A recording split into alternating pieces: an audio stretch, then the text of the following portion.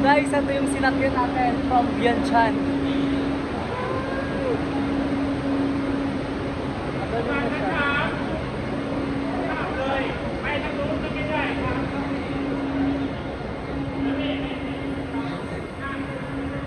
So let's go guys.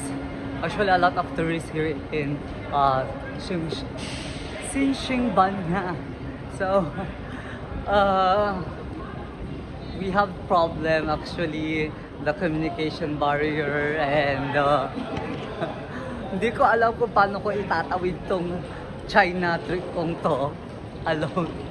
So let's go, bahala na.